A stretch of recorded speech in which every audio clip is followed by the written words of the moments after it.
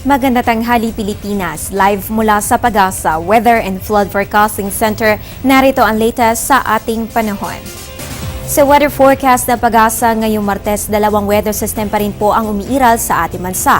Yan ang tail end of a cold front dito sa may Mindanao at ang northeast monsoon sa may Luzon. Sa mga susunod na oras mga kababayan, asahan po ang maulap na kalangitan na may mga pag-uulan dito sa northern Mindanao, Caraga, Central Visayas at mga probinsya ng Leyte at Negros Occidental. Samantala ang Metro Manila at nalalabing bahagi ng Luzon ay makakaranas naman ng isolated light rains. Dito po sa natitirang bahagi na Visayas at Mindanao, makakaranas po tayo ng fair weather condition maliban lamang sa isolated thunderstorms. Ayon kay Pag-asa weather forecaster Buddy Javier, although may mga kaulapan sa labas ng ating area of responsibility, mababa naman anya ang chance nitong maging isang sama ng panahon.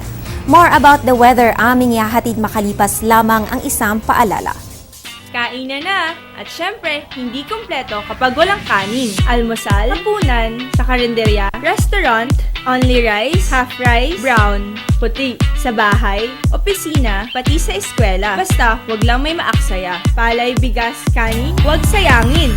Bigyang halaga ang mga munting butil upang tayo'y pagpalain ng isang masaganang ani. Isang paalala mula sa Department of Agriculture.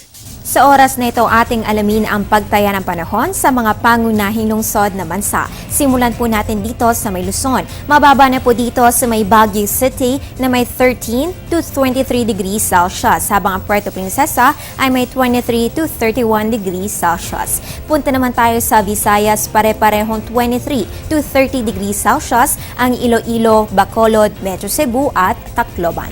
At finally dito po sa may Mindanao, asahan natin ang temperatura na maglalaro sa pagitan ng 23 to 29 degrees Celsius sa may Cagayan de Oro at 23 to 32 degrees Celsius sa may Zamboanga City. At yan ang latest mula dito sa Pag-asa. Manatiling nakatutok sa ating weather conditions sa pamamagitan ng Panahon TV Facebook at Twitter accounts. Antabayan na rin ang aming susunod na update mamaya sa News at 1 kasama si Weather Buddy Jessie Basco. Ang update na ito ay hatid sa inyo ng Panahon TV Express kung saan walang pinipiling panahon ang pagbibigay impormasyon.